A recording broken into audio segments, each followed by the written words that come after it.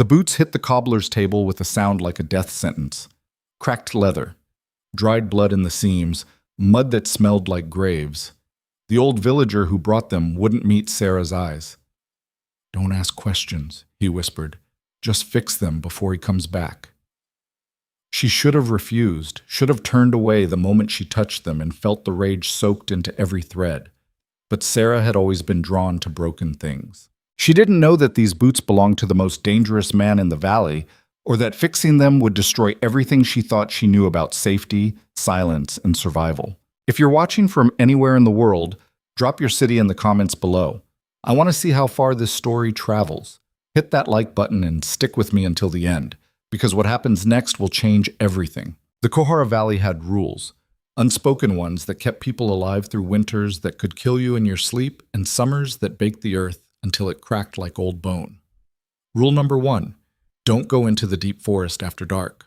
Rule number 2, don't talk about Rowan Vey. Rule number 3, if you see him, you walk the other direction and you don't look back. Sarah learned about Rowan Vey the way most people did, through whispers that dried up the moment she entered a room. She'd moved to Marhan village 6 months ago, carrying nothing but a canvas bag of tools and a silence so thick people assumed she was mute. She wasn't. She just didn't waste words on people who wouldn't listen anyway. The village had accepted her the way small towns accept stray cats, suspicious at first, then gradually indifferent once they realized she wasn't going to cause trouble. Her cobbler shop was a narrow space wedged between a butcher and a fabric merchant, so small she could touch both walls if she stretched her arms out. The previous owner had died in his sleep, and the landlord was desperate enough to rent it cheap. Sarah didn't mind the smell of raw meat that seeped through the eastern wall, or the way the fabric merchant's daughter stared at her through the window like she was watching a specimen in a jar. She had work. She had silence. That was enough, most days anyway. The boots arrived on a Tuesday morning in late autumn when the first frost was starting to silver the rooftops and the valley was holding its breath before winter hit for real. Sarah was replacing the sole on a farmer's work boot when the door opened and Marcus Team stepped inside. Marcus was old enough that his hands shook when he held things, but his eyes were still sharp. He'd been kind to Sarah when she first arrived, brought her firewood without being asked, told her which merchants would cheat her and which ones were halfway honest. She liked him because he didn't ask questions about where she came from or why she worked alone. But today, Marcus looked like he'd aged a decade overnight. He set a pair of boots on her work table and stepped back quickly, like they might bite him. Sarah glanced up from her work, then looked at the boots more carefully. They were a mess. Leather cracked so badly in places that the inner lining showed through. The laces were mismatched, one leather, one that looked like it had been stripped from canvas.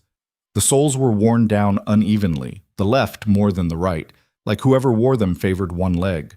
Mud caked in the seams, dark stains that could have been blood or tree sap, or both. And the smell, earth and rot, and something else she couldn't name, something that made the hair on her arms stand up. "I need these fixed," Marcus said. His voice was too loud, like he was trying to convince himself of something. Before the end of the week, Sarah picked up one of the boots, turning it over in her hands. The leather was old but good quality. Somebody had cared about these once. The stitching along the sole was hand-done, precise, not factory work. These had been made by someone who knew what they were doing. "Whose are they?" she asked. Marcus flinched.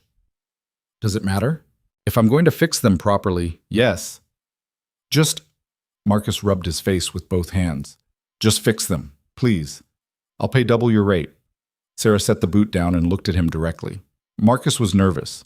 Not worried nervous, scared nervous. The kind of fear that made people do stupid things.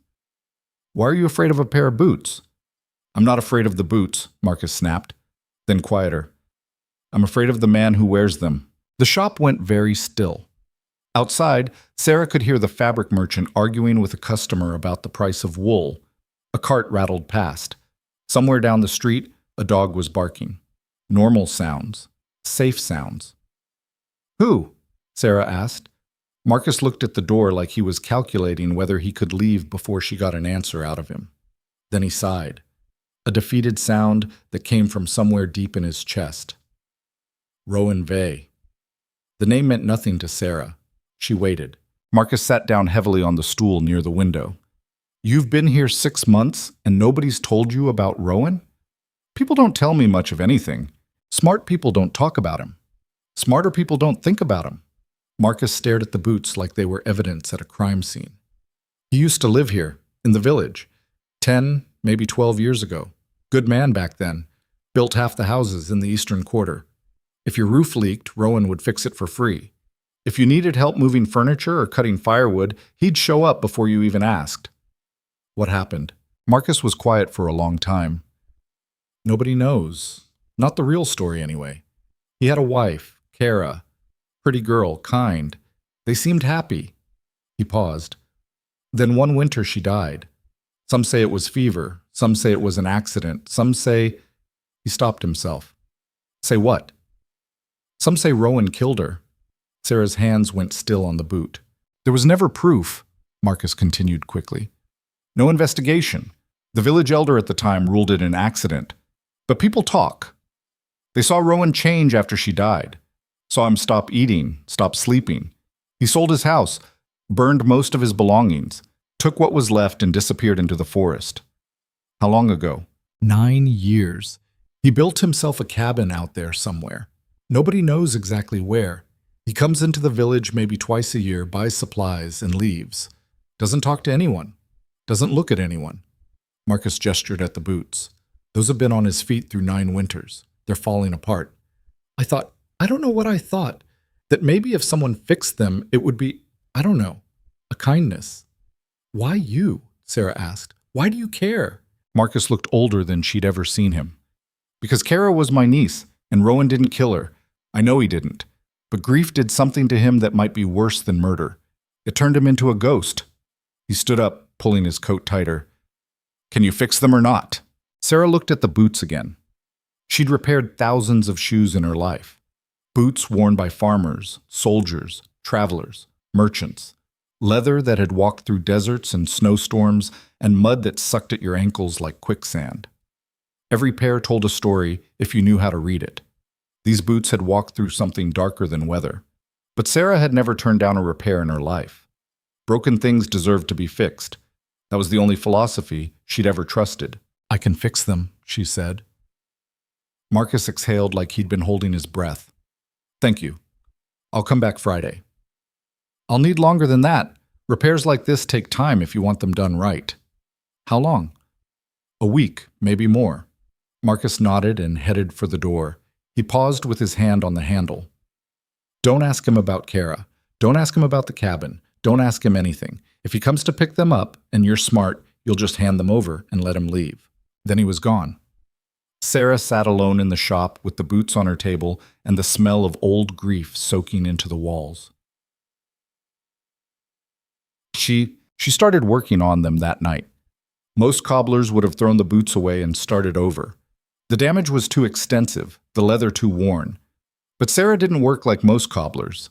She believed in repair, not replacement. She believed things could be saved even when everyone else had given up on them. She cleaned the boots first, scrubbing away layers of mud and grime until the original color started to show through, a deep brown that had probably been beautiful once.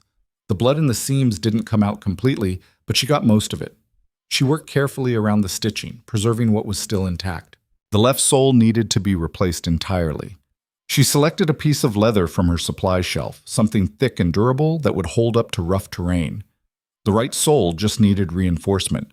She cut patches and fitted them carefully, stitching them in place with waxed thread. The cracked leather on the uppers was trickier. She couldn't replace it without destroying the structure of the boot. So she treated it instead, rubbing oil into the worst spots until the leather softened and some of its flexibility returned. Then she stitched reinforcement strips along the inside where the cracks were deepest, hidden seams that would hold everything together without being visible from the outside. It was delicate work, the kind that required patience and silence and absolute focus. Sarah liked it. She worked through the night, pausing only to add wood to her small stove and stretch her cramped fingers. By dawn, the boots looked better. Not new, they'd never look new again, but stronger, functional, like they could handle another 9 years if they needed to. But something was wrong. Sarah couldn't explain it. The repairs were solid, the stitching was clean, everything was exactly as it should be. But when she touched the boots, she felt something that made her stomach twist. Loneliness. The kind that went so deep it stopped feeling like an emotion and became something else. A weight. A presence. Like touching water and realizing you were standing at the edge of an ocean that went down forever. She'd felt it before in other repairs. A wedding ring brought in after a divorce. A child's shoe found in an attic 20 years after the child grew up and moved away. Objects absorbed the feelings of the people who owned them. That wasn't supernatural. That was just how memory worked. But these boots were different. These boots didn't just carry loneliness. They carried rage. Grief so sharp it felt like broken glass. And underneath all of that, guilt. The kind that never forgave itself. Sarah set the boots aside and went to bed. But she didn't sleep well. She kept thinking about Marcus's words. Grief did something to him that might be worse than murder. Rowan Vey came to the shop 8 days later. Sarah was working on a merchant's dress shoes when the door opened and a man stepped inside. She didn't look up immediately. She was in the middle of a difficult stitch and couldn't afford to lose her place. "Be with you in a moment," she said. The man didn't respond. Sarah finished the stitch, tied it off, and set down her tools. When she looked up, she understood immediately why the village was afraid of him. Rowan Vey was tall enough that he had to duck slightly to clear the door frame. His hair was dark and long enough to touch his shoulders, streaked with gray that made him look older than he probably was. His face was all hard angles and sharp edges, the kind of face that looked like it had been carved from stone and forgotten before the sculptor could soften it. His clothes were worn but clean, canvas pants, a heavy wool coat that had been patched in multiple places, boots that Sarah's breath caught. He was wearing different boots, newer ones, cheaper ones. His eyes locked on the work table where his old boots sat, freshly repaired and waiting. For a long moment, neither of them moved. Then Rowan crossed the shop in 3 strides and picked up the boots. He turned them over in his hands, examining every stitch, every repair. His expression didn't change, but something shifted in the way he held himself. His shoulders loosened slightly, his breathing slowed. "You fixed them," he said. His voice was rough, like he didn't use it often. "That's what I do." He looked at her for the first time. His eyes were dark, brown so deep it was almost black, and they looked at her with an intensity that made her want to step back. Not because he seemed dangerous, because he seemed present in a way most people weren't, like he was actually seeing her instead of just looking. "Marcus said you'd need a week," Rowan said. It's been 8 days. "The repairs were more complicated than I thought." "How much?" Sarah named a price. It was fair, less than she should have charged for the hours she'd put in, but more than Marcus had probably told him to expect. Rowan pulled out a worn leather pouch and counted coins onto the table. He overpaid by half. "That's too much," Sarah said. "It's what they're worth." He sat down on the stool and started unlacing the cheap boots he was wearing. Sarah watched, uncertain whether she should leave or stay. There was something strange about the moment, intimate in a way that made her uncomfortable. Rowan pulled off the cheap boots and set them aside. Then carefully, almost reverently, he pulled on the repaired boots. He laced them slowly, testing the fit. Stood up. Took a few steps. His expression didn't change, but Sarah saw something flicker in his eyes. Relief, maybe, or recognition. "They fit better than before," he said. "I adjusted the interior supports. Your left foot is slightly larger than your right." Rowan looked at her sharply. "How did you know that?" "The wear pattern on the original soles. You've been compensating for years." He stared at her like she'd just told him his entire life story. Then he picked up the cheap boots he'd been wearing and walked toward the door. "Wait," Sarah said. Rowan stopped, didn't turn around. "Why did you keep them?" she asked. "The boots? They were destroyed. You could have bought new ones years ago." Rowan was silent for so long she thought he wasn't going to answer. Then, "Because they were the last thing she gave me." He left before Sarah could ask who she was.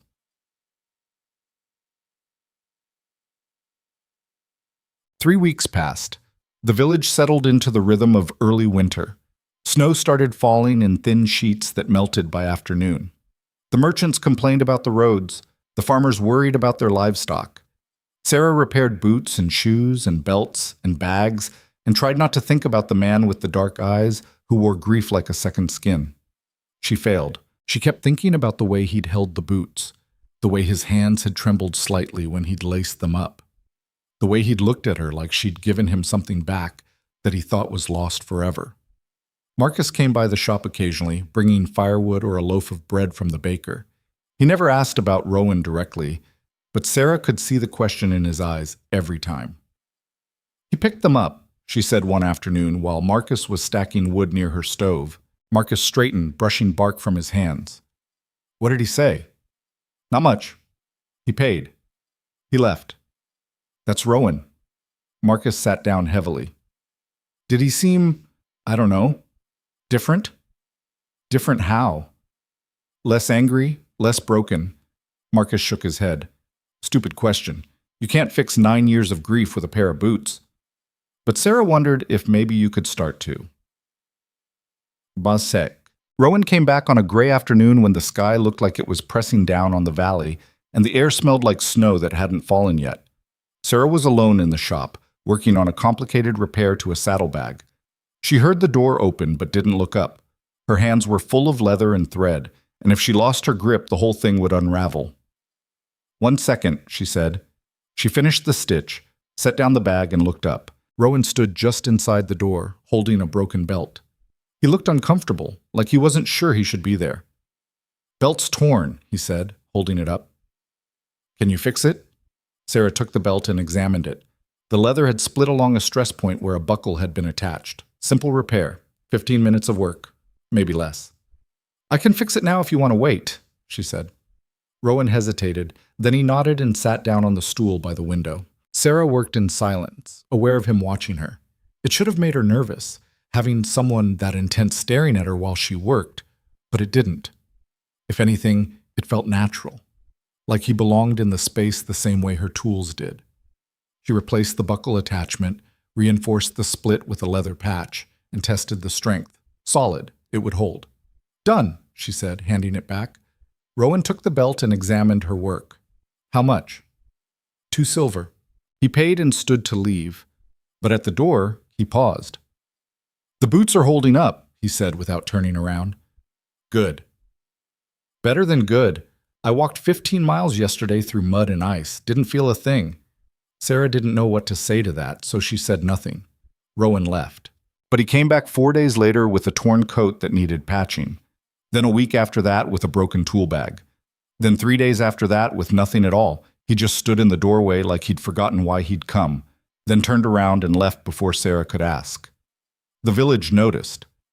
Of course they did. Small towns noticed everything. The fabric merchant's daughter, Kenna, cornered Sarah at the market one morning. "Is it true Rowan Vay's been coming to your shop?" Kenna asked, her eyes bright with the kind of excitement that fed on other people's misery. "He brings things that need repair," Sarah said, "same as everyone else. But he never comes into the village, not for years, and now he's here every few days." Kenna leaned closer. "You should be careful. People say he's dangerous. People say a lot of things. They say his wife didn't die in an accident. They say—" "I don't care what they say," Sarah interrupted. Her voice was flat and cold enough that Kenna took a step back. "I fix things. That's all." But that night, alone in her shop, Sarah let herself wonder. What had really happened to Cara Vay?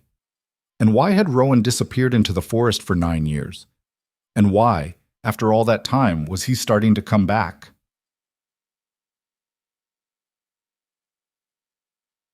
Winter hit the valley hard in mid-December.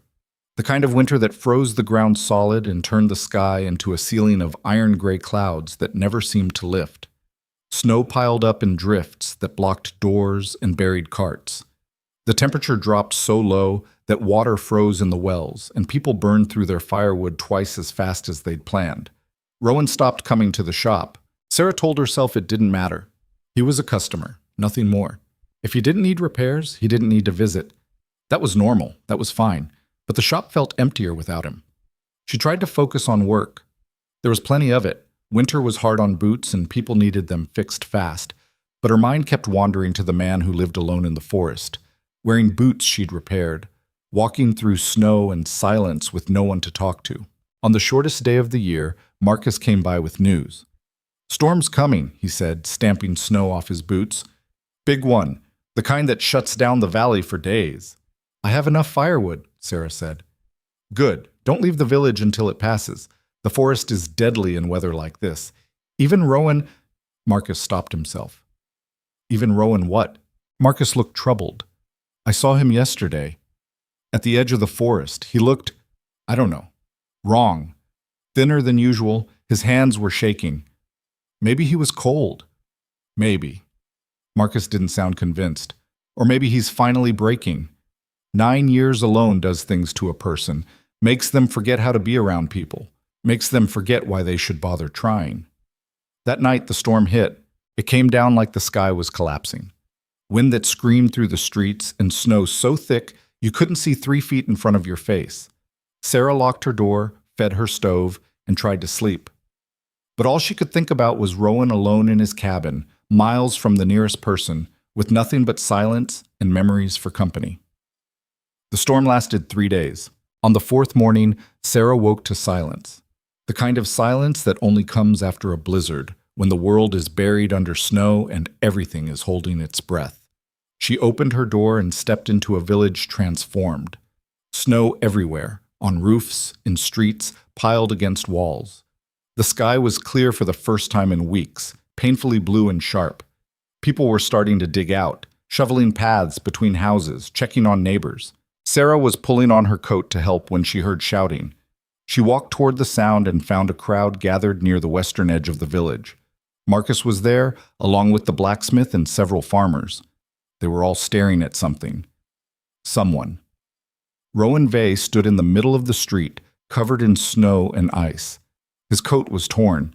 His face was bleeding from a cut above his eye.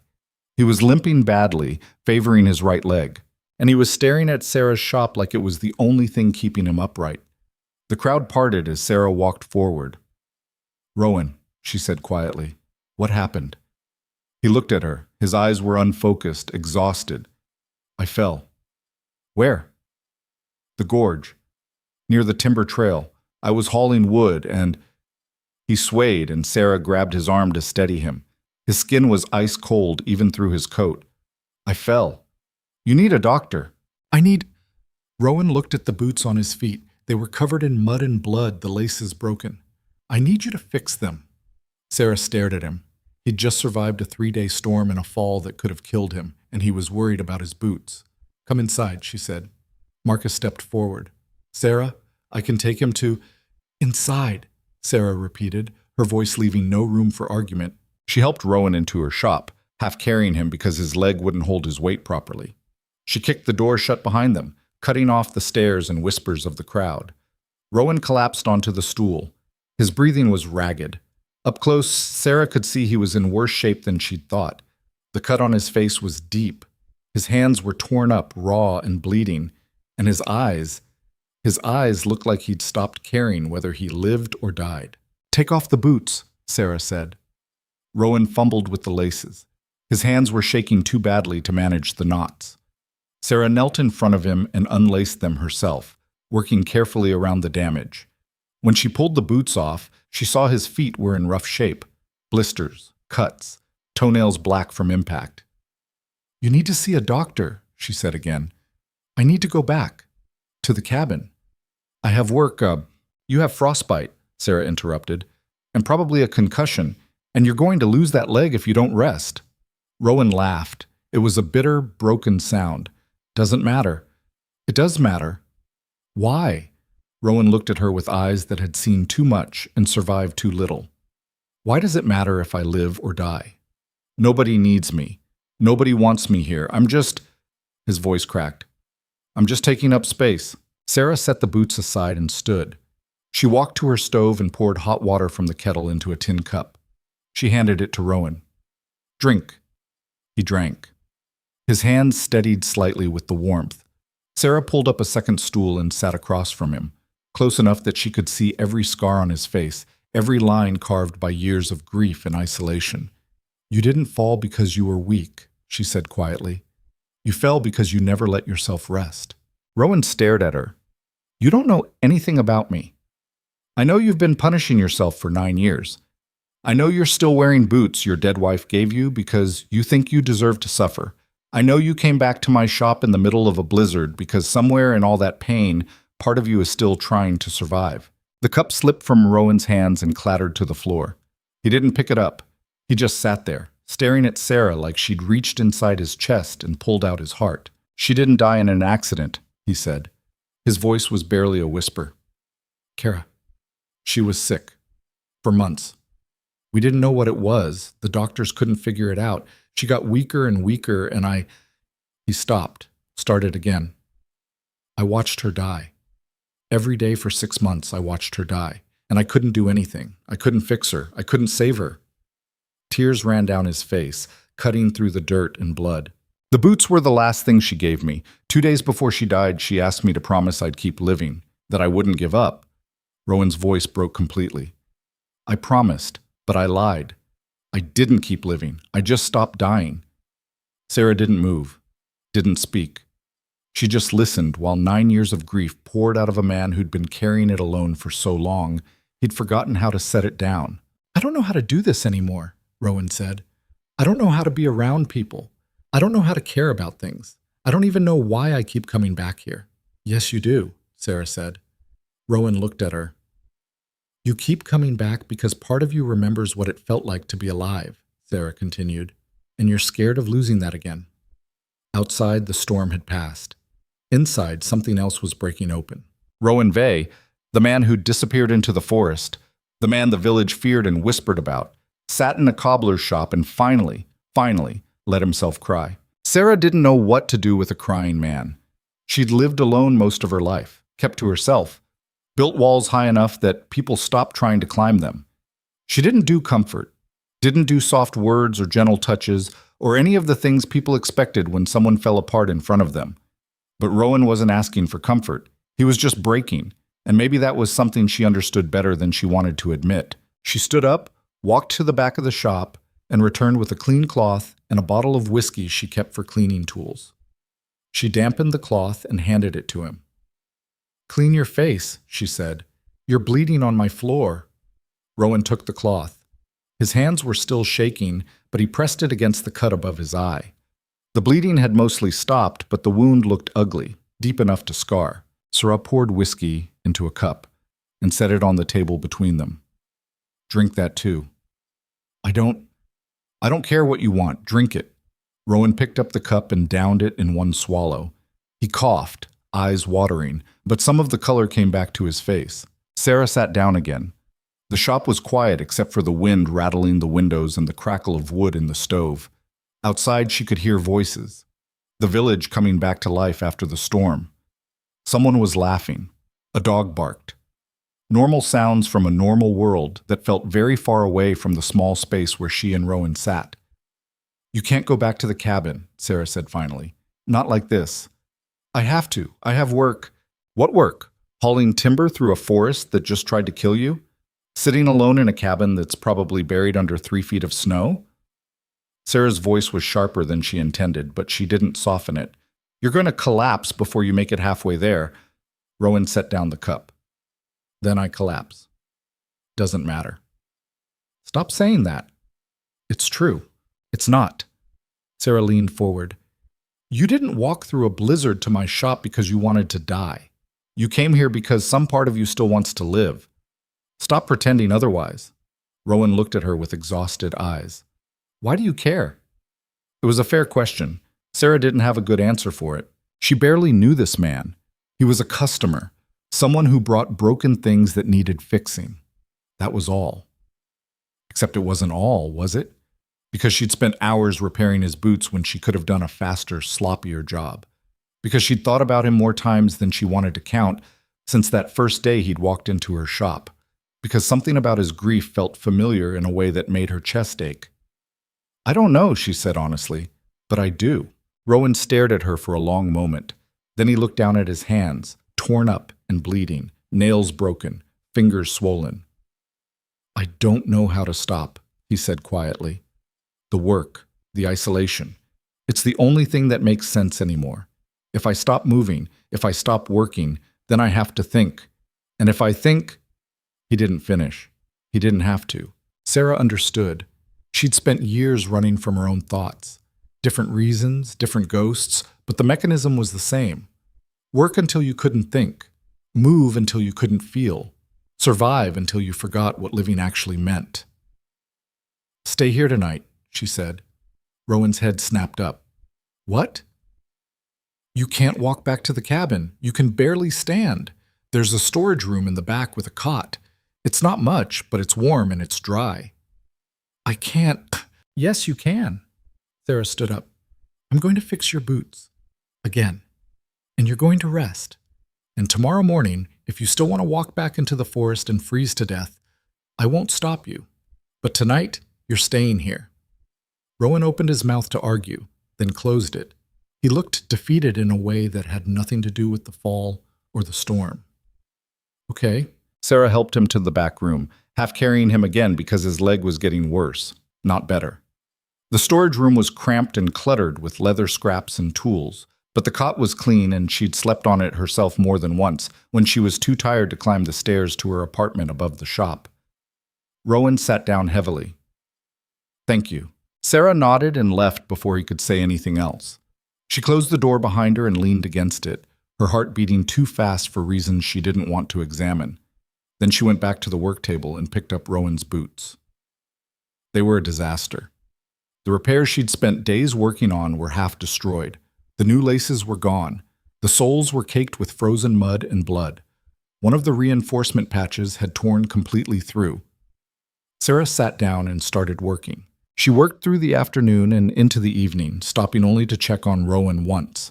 He was asleep, or unconscious, she couldn't tell which. His breathing was steady, though, and his color looked better. That was something. The boots took longer this time.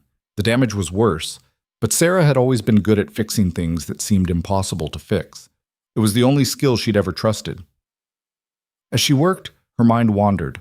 She thought about Cara Vey, the woman she'd never met, who'd given these boots to a man she loved and then died slowly while he watched. She thought about Rowan, disappearing into the forest to escape memories that followed him anyway. She thought about grief and how it could turn someone into a stranger to themselves. And she thought about herself. Sarah had come to Marhan village 6 months ago because she'd needed to disappear. Different reasons than Rowan, but the impulse was the same. She'd left behind a life that had stopped fitting, walked away from people who'd expected her to be someone she wasn't, and found a small shop in a small town where nobody asked questions. She'd told herself she was fine, that she didn't need people or connection or anything except work and silence. But watching Rowan break apart in her shop had cracked something open inside her.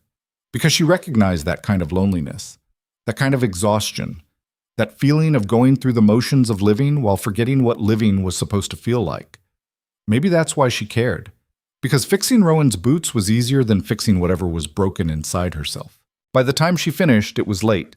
The village had gone quiet. Snow had started falling again, not the violent storm from before, but soft flakes that drifted past the windows like ash. Sarah set the boots aside and stretched. Her back ached. Her fingers were cramped. But the work was good. Better than good. The boots would hold. They'd last. She checked on Rowan one more time before heading upstairs to her apartment. He was awake, sitting on the edge of the cot with his head in his hands. "Can't sleep?" Sarah asked from the doorway. Rowan looked up. "Haven't slept properly in years. Not sure I remember how." "Your leg?" "Hurts, but I've had worse." Sarah leaned against the door frame. "The boots are done." "Already?" "You've been asleep for 8 hours." Rowan blinked. 8? He shook his head like he didn't believe her. "I didn't think I could still sleep that long." "Your body needed it." "My body needs a lot of things I don't give it." It wasn't a joke, but it was close enough that Sarah almost smiled. "There's bread and cheese in the cabinet by the stove if you're hungry. Help yourself." She turned to leave, but Rowan spoke again. "Why did you fix them?" Sarah stopped. "The boots?" "Yes." "Because you brought them to a cobbler. That's what cobblers do." "That's not what I meant." Rowan stood up, slower than before, favoring his bad leg. "Marcus said you spent all night working on them the first time, and now you've done it again. Most people would have told me to buy new ones. Most people are wasteful. It's more than that." Rowan took a step closer.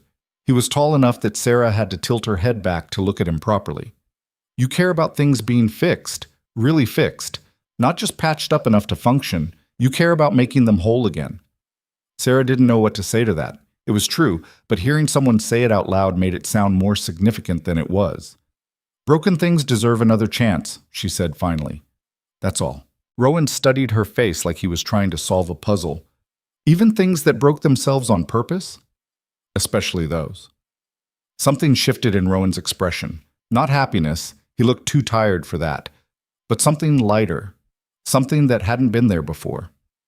Thank you, he said quietly, for the boots, for letting me stay, for... He stopped, started again, for not treating me like I'm dangerous. Are you? I used to think so. Now I don't know what I am. Sarah understood that feeling too. Get some rest. We can figure out what you are in the morning. She left before he could respond. Upstairs in her apartment, Sarah lay awake and listened to the sounds of the shop below, the creak of the cot, the scrape of boots on wood, the quiet movements of someone who was trying very hard not to take up space. She didn't sleep much either. Morning came gray and cold. Sarah woke before dawn and went downstairs to find Rowan already awake, sitting at her work table with his repaired boots in his hands. You're up early, she said. Couldn't sleep. Did you eat? Yes. Sarah moved to the stove and started building a fire. The shop was freezing. Her breath came out in clouds. She added kindling, struck a match, and waited for the flames to catch. Behind her, Rowan was silent. She could feel him watching her. I should go, he said finally. Sarah didn't turn around. Where? Back to the cabin. I have work. You keep saying that. What work? Rowan was quiet for a moment. I cut timber. Sell it to merchants who come through the valley in the spring. It's enough to buy supplies, enough to survive. That's not living. It's all I have. Sarah turned around. The fire was starting to catch, crackling softly behind her. Is it? Or is it just all you've let yourself have? Rowan set down the boots. What do you want me to say? That I'm lonely? That I'm miserable? I know that already. Everyone knows that. It doesn't change anything. It could. How? Sarah crossed the shop and sat down across from him. You could stop running. You could stay in the village for a while. You could let people see that you're not the monster they think you are. I'm not sure they're wrong. They are. I've met monsters. You're just a man who lost something he loved and didn't know how to keep going. Rowan looked at her with eyes that had seen too much. You talk like you know what that's like. Maybe I do. What did you lose? It was Sarah's turn to be silent. She didn't talk about her past, didn't think about it if she could help it. But Rowan had bled in her shop and cried in her storage room and trusted her with pieces of himself he probably hadn't shown anyone in years. Maybe she owed him something in return. I had a sister, she said quietly. Younger than me. She died when I was 17. How? Fever, same as a lot of people. It wasn't special or dramatic or anyone's fault. She just got sick, and then she was gone. Sarah's hands tightened in her lap. I took care of her the whole time, sat by her bed, held her hand, told her stories so she wouldn't be scared. And when she died, I couldn't stay, couldn't be in that house, in that town, with people who kept looking at me like I was supposed to know how to grieve the right way. So you left.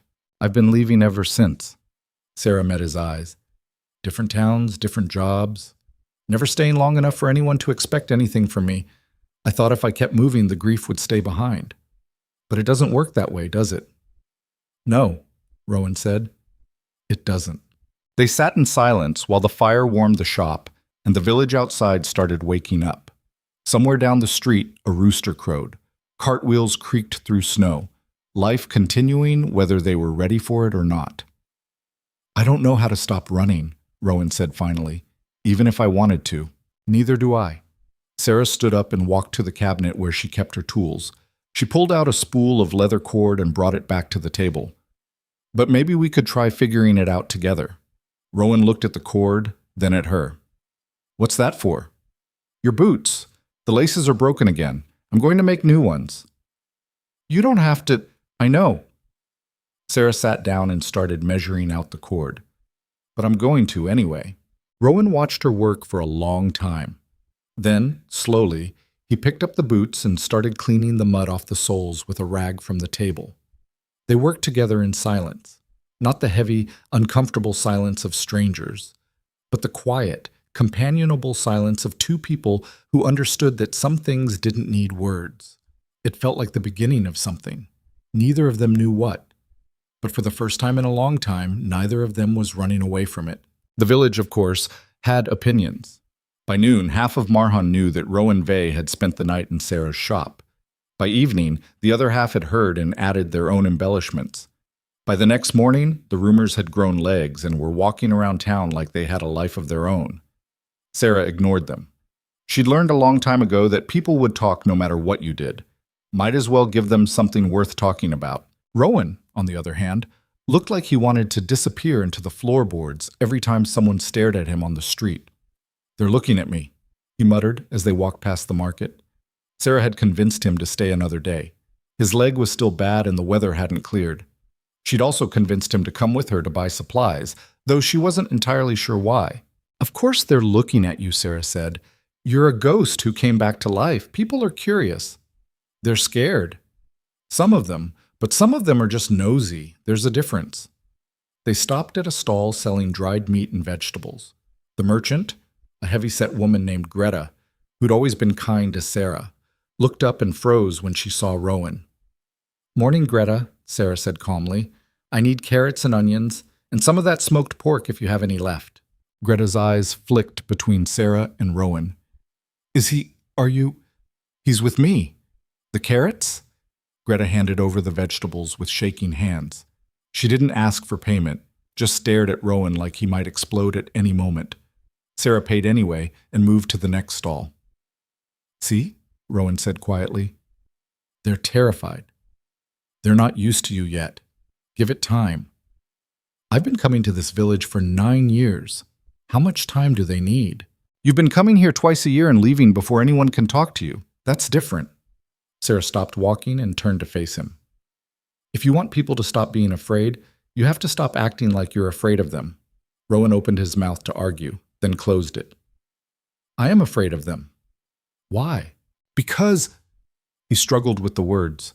"Because if I let them in, if I let myself be part of this place again, and then I lose it, I can't go through that again. I can't watch people I care about die or leave or... So you'd rather be alone forever? It's safer." "It's not living." They stood in the middle of the market with people flowing around them like water around stones. Rowan looked exhausted. Not physically, though his leg was clearly bothering him, but emotionally, like this conversation was costing him more than the blizzard had. "I don't know how to do this," he said finally. "Neither do I," Sarah admitted. "But we're here. We might as well try." She walked away before he could argue, heading toward the baker's stall. After a moment, she heard his uneven footsteps following behind her. They spent the rest of the morning walking through the market. Sarah bought what she needed. Rowan stayed close and tried not to flinch every time someone looked at him. It wasn't perfect. It wasn't comfortable. But it was something.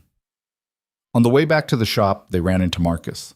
The old man stopped in his tracks when he saw them together. His eyes went wide. "Rowan, I heard you were... Are you..." "I'm fine," Rowan said stiffly. Marcus looked at Sarah. She could see the questions in his eyes, the concern, the confusion. She shook her head slightly. "Not now." "Good," Marcus said finally. That's good. The storm was rough. I'm glad you made it through." "Sarah helped," Marcus smiled. It was a small, careful smile, but it was genuine. "She's good at that." They parted ways, and Rowan was quiet for the rest of the walk back. Inside the shop, Sarah started unpacking the supplies while Rowan stood awkwardly by the door. "You can sit down," she said without looking up. "I should probably go. I've taken up enough of your time. Your leg's still bad. You'll collapse before you get halfway to the cabin." "I've walked on worse." Sarah set down the carrots and turned to face him. "Why are you so determined to leave?" "Because I don't belong here." "Where do you belong?" Rowan didn't have an answer for that. Sarah sighed and went back to unpacking. "Stay for dinner, then we'll see how you feel." "I don't want to impose..." "If you say impose one more time, I'm going to throw a boot at you. Sit down." Rowan sat. Sarah cooked while he watched, It wasn't anything fancy, just stew made with the vegetables and pork from the market. But it smelled good, and the shop filled with warmth and the kind of domestic normalcy that felt almost foreign to both of them. When the food was ready, Sarah ladled it into 2 bowls and sat down across from Rowan. They ate in silence for a while. Then Rowan spoke. "My cabin's falling apart." Sarah looked up. "What?" "The roof leaks, the walls are rotting in places. I've patched it as best I can, but..." He stared into his bowl. "It's not built to last much longer. Why not fix it properly?" "Because I don't care if it falls down. Because it doesn't matter if I freeze or starve or..." He stopped himself. "I don't know. I thought if I let everything fall apart, maybe I'd fall apart with it. Maybe that would be easier." Sarah set down her spoon. "What changed?" Rowan met her eyes. "You fixed my boots, and you didn't ask for anything in return. You made them whole again. And I realized I'd forgotten what that felt like. Having something whole, having something worth taking care of. They're just boots?" "No, they're not." Rowan's voice was quiet but steady. "They were the last thing Kara gave me, and I've been destroying them slowly for 9 years because some part of me thought I deserved to lose them. But you fixed them anyway. You made them stronger, and I..." He struggled with the words. "I don't want to destroy things anymore." Sarah didn't know what to say, so she did what she always did when words failed. She went back to work. She stood up, walked to the back of the shop, and returned with a small leather pouch. She set it on the table in front of Rowan. "What's this?" he asked. "Wax thread, needles, leather scraps, basic repair supplies." Rowan stared at the pouch. "Why, so you can fix things yourself when they break, your coat, your bags, whatever needs it." Sarah sat down again. "You don't have to keep coming back here every time something tears, but if you want to..." She paused. "The shop's open." Rowan picked up the pouch like it was something precious. "Thank you." "Don't thank me. Just use it." They finished dinner in silence. When the bowls were empty, Rowan stood to leave, this time for real. His leg was better, not healed, but functional. He could make it back to the cabin if he took it slow. Sarah walked him to the door. "Be careful in the forest," she said. "I always am." "No, you're not. But try anyway." Rowan pulled on his repaired boots and laced them carefully. Then he looked at her with an expression she couldn't quite read. "I'll come back," he said. "For more repairs?" "Maybe. Or maybe just to, He trailed off, then tried again. "I don't have a lot of practice at this. At talking to people, at being around anyone. But I'd like to try, if that's okay." Sarah felt something shift in her chest, something warm and terrifying. "It's okay." Rowan nodded. Then he left, walking into the cold evening with better posture than when he'd arrived. Sarah watched him go until he disappeared into the trees at the edge of the village. Then she closed the door and leaned against it, her heart doing strange things she didn't want to name. Outside, snow started falling again, soft and steady, covering the village in white, making everything look clean and new, even when it wasn't. Inside the shop, Sarah stood alone with the smell of leather and stew and wood smoke. And for the first time in a long time, the silence didn't feel empty. It felt like waiting, like something was about to begin. Rowan came back 3 days later. Sarah was working on a farmer's work boots when the door opened and cold air swept into the shop. She didn't look up immediately. Her hands were full of leather, and her concentration was locked on a tricky stitch that kept wanting to pull loose. "1 minute," she said. Footsteps crossed the floor, heavy, uneven. She knew who it was before she looked. Rowan stood by her work table, holding nothing. No torn coat, no broken belt, no boots that needed repair. Just his hands, empty and awkward at his sides. "I don't have anything that needs fixing," he said. Sarah tied off her stitch and set down the boot. "Then why are you here?" "I don't know." It was the most honest answer he could have given. Sarah almost smiled. "There's tea in the pot," she said, nodding toward the stove. "It's probably cold by now, but you can reheat it if you want." Rowan hesitated. Then he walked to the stove, poured tea into a cup, and stood there holding it like he wasn't sure what to do next. "You can sit," Sarah said. He sat on the stool by the window, the same one he'd sat on that first day when Marcus brought the boots. the same one he'd collapsed on after the storm. It was starting to feel like his spot, though neither of them would have said it out loud. Sarah went back to work. The silence stretched between them, but it wasn't uncomfortable. Just two people existing in the same space without needing to fill it with noise. After a while, Rowan spoke. "I fixed the roof." Sarah looked up. "At the cabin?" "Yeah. Use the supplies you gave me. It's not perfect, but it doesn't leak anymore." "That's good." It felt strange, caring whether it leaked or not. Rowan stared into his cup. "I spent 9 years letting that place fall apart. Now I'm fixing it. Doesn't make sense." "Maybe it does." "How?" Sarah set down her tools and looked at him properly. "Maybe you're finally letting yourself believe you deserve a roof that doesn't leak." Rowan didn't respond to that, just drank his tea and looked out the window at the village moving through its afternoon routines. They sat like that for an hour. Sarah working, Rowan watching. Occasionally one of them would say something, small observations, questions about tools or technique, nothing deep, and the other would respond. It felt natural in a way that surprised both of them. When Rowan finally left, Sarah realized she hadn't asked why he came, and he hadn't explained. It happened again 2 days later, then 3 days after that, then almost every other day for the next 2 weeks. Rowan would show up with no reason, sit by the window, and just exist in the space while Sarah worked. Sometimes he'd bring firewood and stack it by the stove without being asked. Sometimes he'd help her move heavy materials or reach things on high shelves. Sometimes he'd just sit and drink tea and say nothing at all.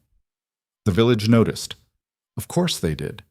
Kenna cornered Sarah at the market again, her eyes bright with curiosity that bordered on invasive. "What's going on with you and the woodsman?" she asked. "Nothing's going on. He visits sometimes." "Every day isn't sometimes." Kenna leaned closer, lowering her voice like she was sharing a secret. "People are talking. They're saying you've bewitched him or something." Sarah almost laughed. "Bewitched him with what? Leather oil and thread?" "I'm serious. He never came to the village before. Now he's here constantly, and always at your shop. Maybe he likes watching someone work. Or maybe he likes you." The words hung in the air between them. Sarah felt something uncomfortable twist in her stomach, not because the idea was absurd, but because it wasn't. "I repair things," Sarah said flatly. "That's all?" "If you say so." Kenna didn't look convinced. "Just be careful. People remember what happened to his wife. They remember how he disappeared afterward. Some of them think, I don't care what some of them think." Sarah's voice was cold enough that Kenna took a step back. Rowan's been through enough without people adding to it. She walked away before Kenna could respond, but the conversation stayed with her. Not because she believed the rumors, she didn't, but because Kenna was right about one thing. Rowan did keep coming back, and Sarah kept letting him. That night, Rowan showed up later than usual. The sun had already set, and Sarah was about to close the shop when the door opened. He looked tired, more than usual. His clothes were covered in sawdust, and his hands had fresh cuts from working with wood. "Long day?" Sarah asked. "Cut timber for 6 hours, hauled it another 3. Rowan sat down heavily. "I'm getting too old for this." "How old are you?" 37. Feel like I'm 60. Sarah poured him tea without being asked. "You're working yourself to death. Old habit. Bad habit." Rowan accepted the tea and wrapped his hands around the cup like he was trying to absorb its warmth. "I've been thinking about what you said, about not knowing how to stop running." Sarah sat down across from him. "And?" "I think I'm starting to figure it out." He met her eyes. "It's easier when I'm here, in the shop, with you. The noise in my head gets quieter." Sarah didn't know what to say to that. It was too honest, too vulnerable, the kind of thing people usually kept locked away where it couldn't hurt them. "Why?" she asked finally. "Because you don't expect anything from me. You don't need me to be the man I was before Kara died. You don't need me to explain or apologize or be anything except—" He paused, searching for the right words. "Except whoever I am right now. And that's— I don't know." It helps. Sarah felt that uncomfortable twist in her stomach again. Because she understood exactly what he meant. Because she felt the same way about him. "I don't know who I am either," she admitted. "I've been running so long I forgot what I was running from or toward. I just kept moving because stopping felt dangerous." "Does it still feel dangerous?" "Sometimes," but less than it used to. They sat in silence while the shop grew darker and colder. Sarah should have lit the lamps, should have added wood to the stove, should have done a dozen practical things that needed doing, but she didn't move. Neither did Rowan. "Can I ask you something?" Rowan said quietly. "Yes." "Why do you fix things? Really? It's not just a job for you, it's something else." Sarah looked down at her hands. They were scarred from years of needles and knives and sharp edges. Strong hands. Capable hands. Hands that knew how to hold broken things without breaking them further. "When my sister died, I couldn't fix her," she said. "I sat by her bed every day, and I couldn't do anything except watch her get weaker. After she was gone, I felt useless, helpless, like I'd failed the only person who ever really needed me." She paused, gathering the words that had been sitting in her chest for years. "So I started fixing other things instead. Shoes, belts, bags, anything people brought me. And every time I repaired something that seemed beyond repair, it felt like maybe I wasn't completely useless, like maybe I could save something, even if I couldn't save her." Rowan was quiet for a long time. "That's why you spent all night on my boots." "Yes, because they reminded you of her." "No, because they reminded me of me." Sarah looked up and met his eyes. I recognized what I saw in them. Someone who was broken and didn't know how to ask for help. Someone who was destroying themselves slowly because it felt safer than trying to heal. "And you thought you could fix me." "I thought I could fix your boots. What you did with them after that was up to you." Rowan set down his cup. "I'm not fixed." "I know. I'm still angry, still sad, still broken in ways I don't think will ever fully heal." "I know that too." "Then why—" He stopped himself, started again. "Why do you keep letting me come here?" It was Sarah's turn to struggle with words, because the truth was complicated and terrifying, and she wasn't sure she was ready to say it out loud. "Because you're not the only one who's broken," she said finally, "and maybe we're better at being broken together than we are alone." The words hung between them like a confession, like a promise, like the beginning of something neither of them knew how to name. Rowan stood up slowly. For a moment, Sarah thought he was going to leave. Instead, he walked around the table and stopped in front of her.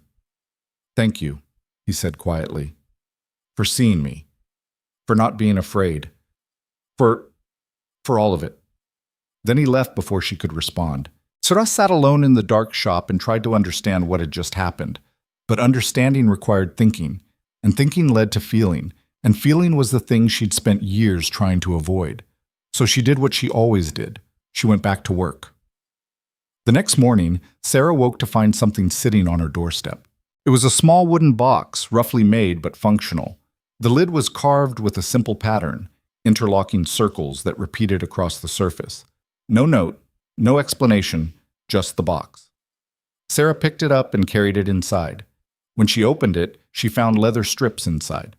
Good quality leather, already cut to size for bootlaces. Enough for a dozen pairs. She ran her fingers over the carved lid and recognized the pattern. She'd seen it before in the stitching on old boots. Traditional valley work, the kind Rowan would have learned as a builder. He'd made this. For her. Without being asked. Sarah set the box on her work table and stared at it for longer than she wanted to admit. When Rowan came by that afternoon, she didn't mention the box, but she'd moved it to a shelf where she could see it while she worked. And when he noticed, something passed between them that didn't need words. Winter deepened. The days got shorter and colder. Snow came in waves, sometimes gentle, sometimes brutal. The valley hunkered down and waited for spring. Rowan kept coming to the shop, sometimes daily. Sometimes he'd disappear for 3 or 4 days, and Sarah would wonder if he'd finally decided the forest was easier than whatever was growing between them. But he always came back. They developed a rhythm. Rowan would arrive, usually in the afternoon. He'd sit by the window or help with heavy work, or just exist in the space while Sarah repaired things. Sometimes they'd talk. Sometimes they wouldn't. The silence between them had become a language all its own. One day Rowan brought more than his presence. He brought a question. "Do you ever think about leaving?" he asked. Sarah looked up from the bag she was mending. "Leaving where?" "The village. This life. All of it." Rowan was staring out the window at the snow-covered street. You said you've been running for years. Do you still want to? It was a fair question. Sarah had asked herself the same thing more times than she could count. Some days, she admitted, when the walls feel too close or the silence gets too loud, I think about packing my tools and just walking until I find somewhere new. Why don't you? Because running doesn't fix anything. It just moves the broken pieces somewhere else. She set down the bag. What about you? Do you think about leaving? I left 9 years ago. It didn't help. So why did you come back? Not to the village, to this, to people. Rowan turned away from the window to look at her. Because you made me remember what it felt like to be human. And once I remembered, I couldn't go back to pretending I didn't need it.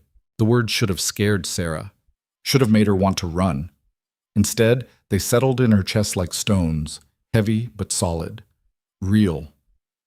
I'm not good at this, she said quietly, at letting people close. I don't know how to do it without getting hurt. Neither do I. So what are we doing? Rowan crossed the shop and sat down across from her, close enough that she could see the scars on his hands and the gray in his hair and the exhaustion that lived permanently in his eyes. I don't know, he said, but I don't want to stop. Sarah felt something crack open inside her chest, something that had been locked up for so long she'd forgotten it was there. Neither do I, she whispered. They sat like that for a while, not touching, just existing in the same space, breathing the same air, letting the truth of what was happening settle around them like snow. Then Rowan did something unexpected. He reached across the table and took her hand. His palm was rough with calluses. His fingers were scarred and strong, and his grip was gentle, like he was holding something precious that might break if he wasn't careful. Sarah didn't pull away. She just held on and let herself feel what it was like to be connected to another person without running from it. Outside, the village moved through its daily routines. Inside the small shop, two broken people sat together in silence and tried to remember what it felt like to be whole. The next few weeks were different. Subtle changes that neither of them acknowledged out loud, but both of them felt. Rowan started arriving earlier and staying longer. He'd bring things, firewood, food from the market, small repairs he'd done on village buildings that needed Sarah's finishing touch. He'd work alongside her, their movements falling into an easy synchronization that felt natural, practiced, like they'd been doing this for years instead of weeks. Sarah found herself looking forward to his visits, found herself disappointed on days when he didn't show up, found herself thinking about him when she should have been focused on work. It was terrifying, but it was also the first thing in years that felt real. One afternoon, Marcus stopped by the shop. He looked older than usual, his hands shaking more, his movements slower. Need to talk to you, he said, glancing at Rowan, who was stacking leather in the corner. Both of you. Sarah set down her tools. What's wrong? Marcus sat heavily on the stool. The village council met last night. There's been talk about Rowan spending so much time here, about the two of you. Let them talk, Sarah said. It's more than talk. Some people are worried. They remember Kara. They remember what happened after she died. They're afraid. Marcus looked at Rowan. They're afraid history will repeat itself. Rowan's expression went flat. They think I'm dangerous. They think grief makes people unpredictable. So what do they want? Sarah's voice was sharp. For Rowan to disappear back into the forest? For me to stop letting him in my shop? They want to understand what's happening. They want to know if... Marcus stopped himself. If what? Rowan asked quietly. If you're planning to stay, or if you're going to disappear again and leave. Marcus looked at Sarah. Leave people behind who care about you. The shop went very quiet. Rowan stood up slowly. I can't promise I won't disappear. I can't promise I'm fixed or healed or whatever people want me to be. All I can promise is that I'm trying, and that's more than I've done in 9 years. Marcus nodded. I know. I told the council that. But people are scared of things they don't understand, and they don't understand this. Neither do we, Sarah said. We're figuring it out as we go. If that's not good enough for the village, then nothing, Rowan interrupted. He was looking at Sarah now, his expression intense. This isn't about the village. This is about us. And I need to know, he paused. I need to know if you're scared too. Sarah met his eyes. Of course I'm scared. Of me? Of this. of caring about someone again, of watching them leave or break or die and being left alone with it. Her voice was steady, but her hands weren't. But I'm more scared of going back to how things were before, when the silence felt empty instead of full. Rowan crossed the shop in 3 strides. He took both her hands in his and held them like they were the only thing keeping him anchored to the earth. "I can't promise I won't break again," he said. "I can't promise this will be easy or simple or anything close to normal, but I can promise I won't disappear without telling you why. And I can promise I'll keep trying to be someone worth staying for." Sarah felt tears prick at her eyes, the first tears she'd cried since her sister died. "That's all I need." Marcus cleared his throat. Both of them had forgotten he was there. "I'll tell the council you're both aware of the concerns," he said quietly, "and that you're handling it. That's all they need to know for now." He left, closing the door softly behind him. Rowan and Sarah stood in the middle of the shop, still holding hands, neither of them quite ready to let go. "We're terrible at this," Rowan said. "At what?" "Whatever this is. Connection, relationship, being human beings who care about each other." Sarah almost laughed. "We really are. But we're doing it anyway." "Yeah, we are." Rowan pulled her closer. Not enough to crowd her, just enough to close the distance between them. "Can I—" He stopped. Started again. "Can I try something?" "What?" Instead of answering, he leaned down and pressed his forehead against hers. Just that. Nothing more. Just 2 people sharing space and breath and the quiet acknowledgement that they were in this together. Sarah closed her eyes and let herself feel it. The warmth, the connection, the terrifying, beautiful reality of letting someone matter again. They stood like that until the sun set and the shop grew dark around them. And for the first time in 9 years, Rowan Vey felt like he was home. For the first time in longer than she could remember, Sarah felt like she belonged somewhere. Neither of them said it out loud. But they both knew something had changed, something permanent, something that couldn't be undone even if they tried. The broken pieces were starting to fit together, not perfectly, not smoothly, but in a way that worked, in a way that felt real. And for now, that was enough. The worst storm of the season hit 2 weeks later.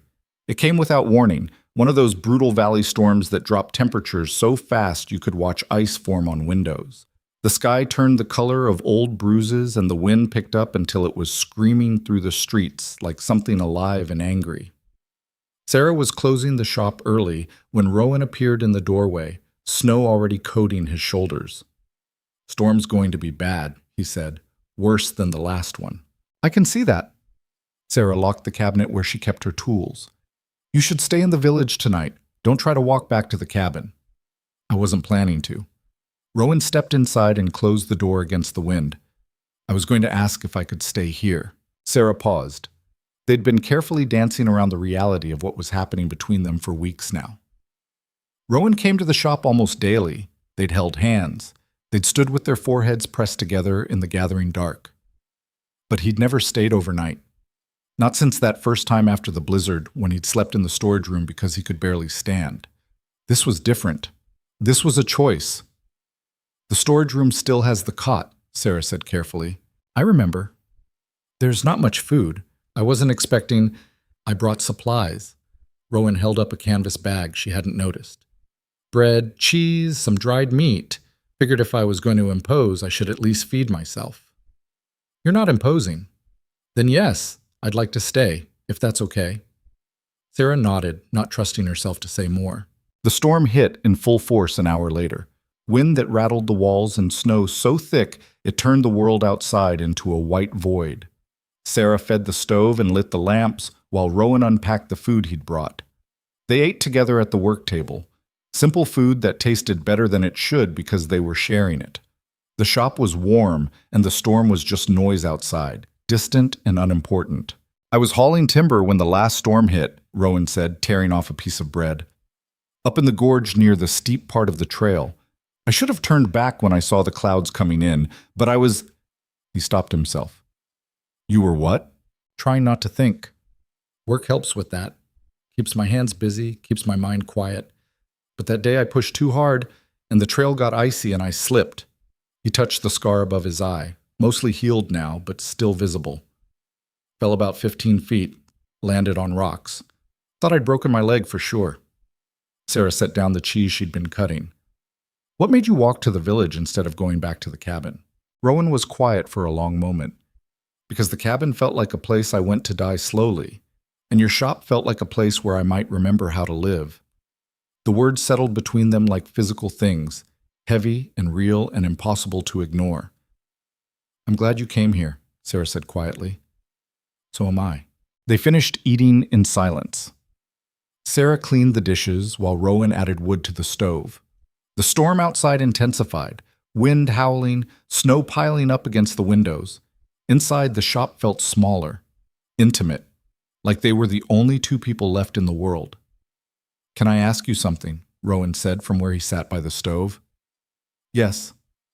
When you left your home after your sister died, where did you go?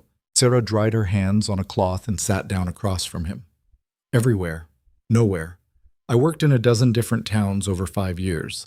Never stayed longer than a few months. Kept thinking the next place would feel right, but none of them did. What made you stop here? I ran out of places to run to, and I was tired of being tired.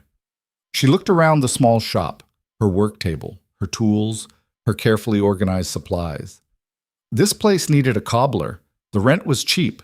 It seemed like as good a place as any to stop moving. Do you regret it? Stopping? No. I think if I'd kept running, eventually I would have run myself into the ground. Sarah met his eyes. What about you? Do you regret disappearing into the forest? Rowan stared at the stove. I regret that it took me 9 years to come back. I regret that I let grief turn me into someone I barely recognize, but I don't regret leaving. I needed to fall apart somewhere people couldn't see me. I didn't know how to put myself back together again. And now? Now I'm trying. It's messy and slow and I mess it up constantly, but I'm trying. Sarah reached across the space between them and took his hand. It was becoming a habit, this small point of contact that said more than words could. That's all any of us can do. They sat like that while the storm raged and the fire crackled and the world outside disappeared into white chaos. Eventually, Sarah stood. I should let you get some rest. The storage room is... Can I stay out here for a while? Rowan asked. I don't sleep well. Haven't for years. I'll just lie awake in the dark thinking about things I can't change. What helps? This. Being around someone. Knowing I'm not alone. Sarah understood that feeling. She'd spent years lying awake in empty rooms, listening to silence that felt like it was crushing her chest. I'll stay up with you. You don't have to. I know, but I'm going to anyway. So they stayed. Sarah worked on small repairs that didn't require much concentration. Rowan sat by the fire and watched her work. Sometimes they'd talk, small observations, old memories, questions about things that didn't matter much. Sometimes they'd just exist in the comfortable silence they'd built between them. Around midnight, Sarah noticed Rowan's eyes were closing. He was fighting it, jerking awake every time his head started to drop, but exhaustion was winning. Rowan, she said softly. He looked up, blinking hard. Go to sleep. I'll wake you if anything happens. I don't want to. I know, but you're safe here. The storm will pass, and I'll be right here when you wake up. Rowan looked at her for a long moment. Then he nodded and moved to the storage room. But he left the door open, like he needed to know she was still there, just on the other side. Sarah worked for another hour. Then she banked the fire, turned down the lamps, and climbed the stairs to her apartment. She lay in bed listening to the storm and the quiet sounds of Rowan sleeping below and tried to understand how her life had become this. 6 months ago, she'd been alone, self-sufficient, content in her isolation. Now there was a man sleeping in her storage room who'd carved a pattern into a wooden box because he thought she'd like it. A man who came to her shop not because he needed repairs, but because her presence made the world feel less hostile. A man who looked at her like she was the only thing keeping him tethered to the earth. It was terrifying, but it was also the most real thing she'd felt in years. The storm lasted through the night and into the next day. By morning, the village was buried under 2 feet of fresh snow, and the temperature had dropped so low that water froze solid in minutes. Rowan was already awake when Sarah came downstairs. He'd rebuilt the fire and was making tea with supplies from her cabinet. Morning, he said, handing her a cup. Morning. How did you sleep? Better than I have in months. How about you? Fine. Sarah wrapped her hands around the cup, absorbing its warmth. Storm's still going. Yeah, we're probably stuck here for at least another day.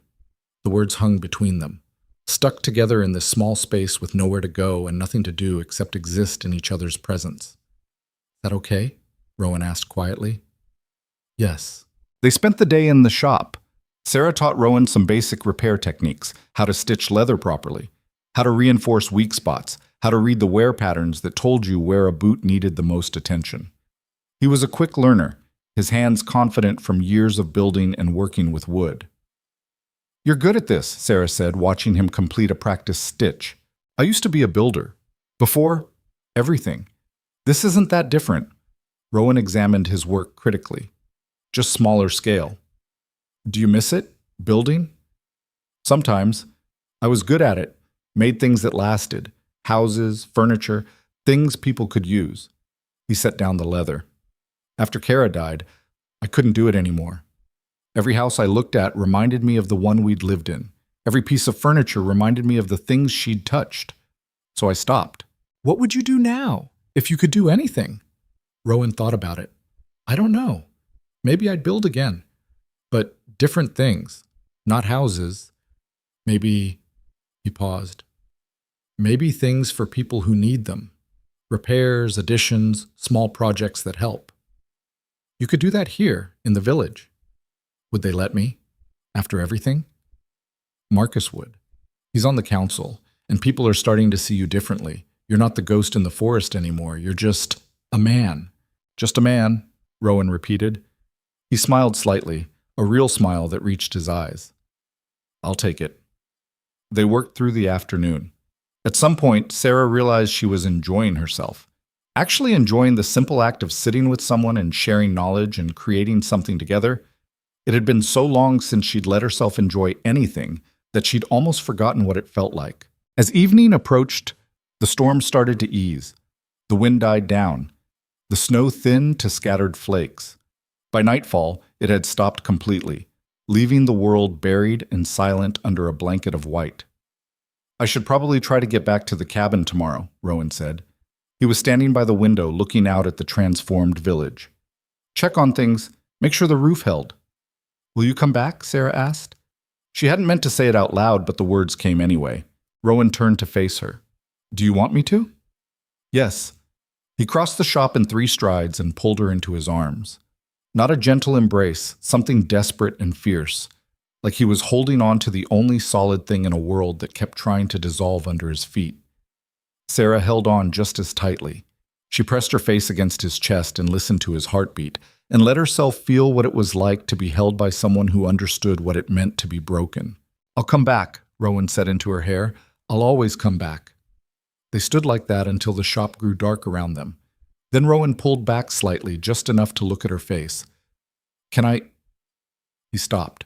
Started again. I want to kiss you, but I need to know if that's okay. Sarah's heart was beating so hard she was sure he could feel it. It's okay. Rowan cupped her face in his scarred, work-roughened hands and kissed her gently, like she was something precious that might break if he wasn't careful. Sarah kissed him back and felt something inside her chest crack open completely. All the walls she'd built, all the defenses she'd maintained, all the careful distance she'd put between herself and the rest of the world. Gone. When they finally broke apart, they were both breathing hard.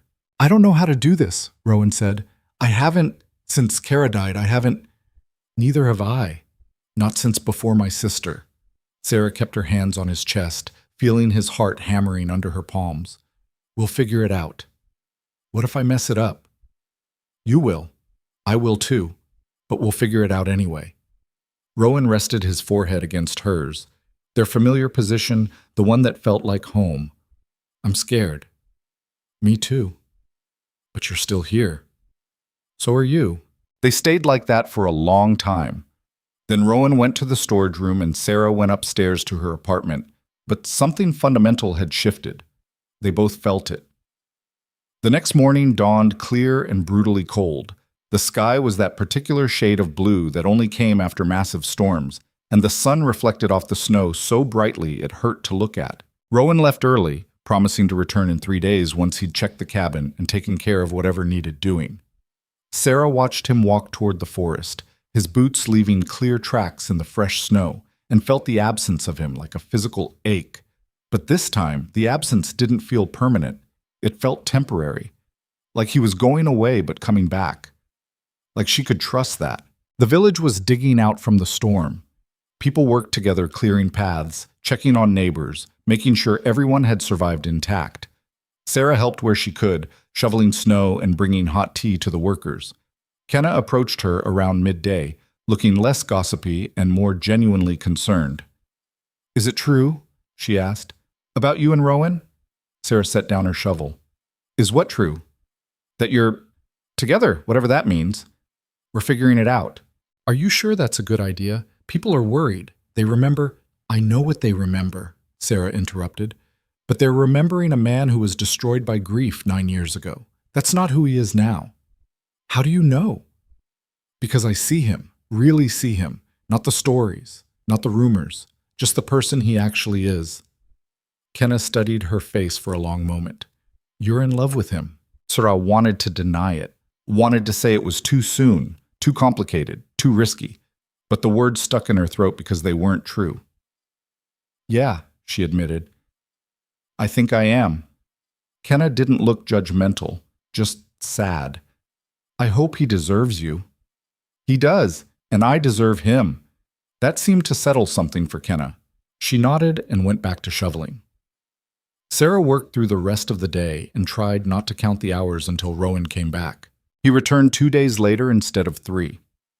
Sarah was working on a difficult repair when the door opened, and there he was, covered in snow and looking exhausted but whole. "You're early," she said, setting down her tools. "The cabin was fine. Roof held. Everything was exactly as I left it." Rowan closed the door and crossed to where she sat. "But I didn't want to be there. I wanted to be here." "Why?" "Because that cabin isn't home anymore. This is—" Sarah stood up and kissed him. Not carefully, not gently, but with all the feelings she'd been holding back since the moment he'd walked out her door 2 days ago. When they broke apart, Rowan was smiling, really smiling, the kind of smile that transformed his entire face and made him look younger than he had in years. "I brought you something," he said, pulling a small wrapped package from his coat. Sarah unwrapped it to find a leather journal. The cover was tooled with the same interlocking pattern he'd carved into the wooden box. The pages inside were blank. "I thought," Rowan hesitated, "I thought you could use it to sketch repair patterns, or just write things down, whatever you want." Sarah ran her fingers over the tooled leather. "You made this?" "Yes." "For me?" "Yes." She looked up at him with tears in her eyes. "Thank you." "You don't have to cry about it," Rowan said, but he was smiling. "I'll cry if I want to." They spent the rest of the evening together. Rowan helped her finish the difficult repair. They ate dinner. They sat by the fire and talked about small things and big things and everything in between. And when it was time for Rowan to leave for the cabin, he paused at the door. "What if I didn't go back?" he asked quietly. Sarah looked up. "What do you mean? What if I stayed in the village? Found a room somewhere? Started taking building work again? What if I stopped living in the forest like I'm hiding from the world? Is that what you want?" "I want to be where you are. Everything else is just details." Sarah walked to where he stood. "Then stay. Figure out the details, but stay." Rowan pulled her close. "Okay." "Okay?" "Yeah, okay. I'll talk to Marcus tomorrow about finding a place. Maybe see if anyone needs building work. Maybe I'll stop running." Sarah pressed her face against his chest and held on tight. Because this was it. This was the moment everything changed. Not smoothly, not perfectly, but real. "We're really doing this," she said. "Yeah, we are." Outside, the night was clear and cold. Inside the shop, 2 people who'd been broken by loss and grief and years of isolation stood together and chose to stop running. It wasn't a perfect moment. Nothing about them was perfect, but it was real and honest. And maybe that was better than perfect ever could be. Maybe that was enough. Rowan didn't find a room in the village the next day, or the day after that, or the week after. What he found instead was resistance. Marcus tried. He really did. He spoke to the landlords, the innkeepers, anyone with a spare room or a building that could be converted. But the answers were always the same. Polite excuses, concerns about other tenants, worries about what it would mean to have Rowan Vey living under their roof. "They're afraid," Marcus said, sitting in Sarah's shop on a gray afternoon. He looked tired, older. "Not of you exactly, but of what you represent. Change. The past coming back. Things they thought were settled." Rowan stood by the window, his jaw tight. "So I'm supposed to what? Go back to the cabin? Pretend I didn't try?" "No, you're supposed to give them time. Let them see you're serious about staying, about being part of the community again. How long will that take? A year? 5? Another 9?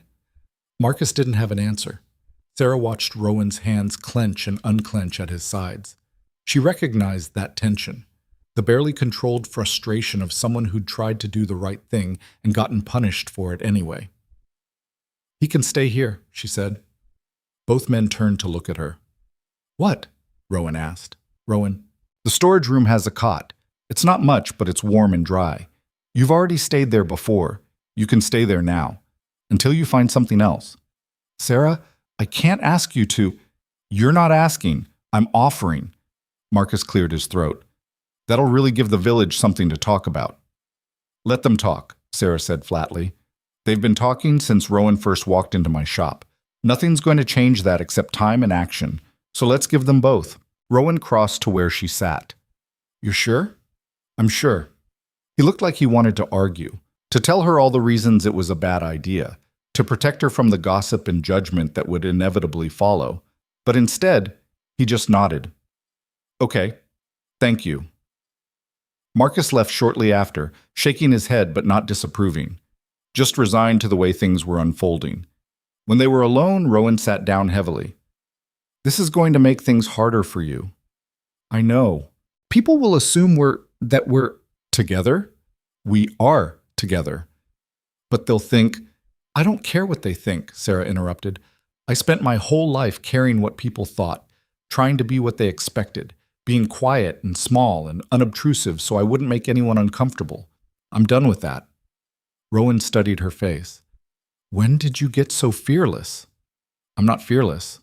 I'm terrified. But I'm more scared of losing this than I am of what strangers think about it." He reached across the table and took her hand. It was becoming their default, this simple contact that grounded both of them. "I don't deserve you."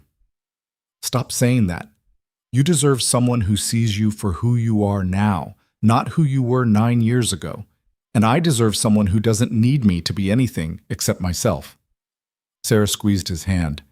"We deserve each other. That's all that matters." So Rowan moved into the storage room. Not permanently, at least not in any official sense. But he brought his few belongings from the cabin. His tools, his clothes, the wooden box where he kept the last letters Kara had written him before she got too weak to hold a pen. "I'm not trying to forget her," he told Sarah one night as he unpacked. "She was my wife. I loved her. That doesn't just disappear." "I know, and I'm not asking you to forget her."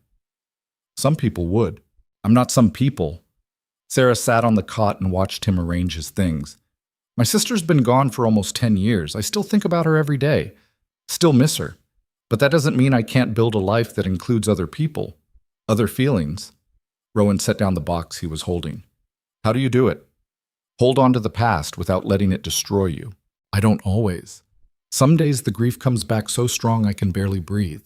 But I've learned that loving someone who's gone doesn't mean you can't love someone who's here. The heart's bigger than we think it is." He sat down beside her on the narrow cot. "I spent 9 years convinced my heart had stopped working, that I'd used up all my capacity for caring when Kara died. And now? Now I'm learning I was wrong." He looked at her with those dark, intense eyes. "You've made me feel things I thought I'd never feel again. It's terrifying, but it's also real?" "Yeah, real." They sat close together in the small storage room with his few possessions scattered around them and the shop quiet beyond the door. It wasn't romantic. It wasn't dramatic. It was just two damaged people making space for each other in their lives. The village's reaction was exactly what Sarah had expected. Within 2 days, everyone knew Rowan was living in her shop. Within a week, the whispers had evolved into full conversations. Some people were scandalized, some were concerned, some were just entertained by the drama of it all. Kenna confronted Sarah at the market again. "Are you insane? You barely know him and you're letting him live with you?" "I know him well enough. You know what people are saying? That you've lost your mind, that he's manipulated you somehow."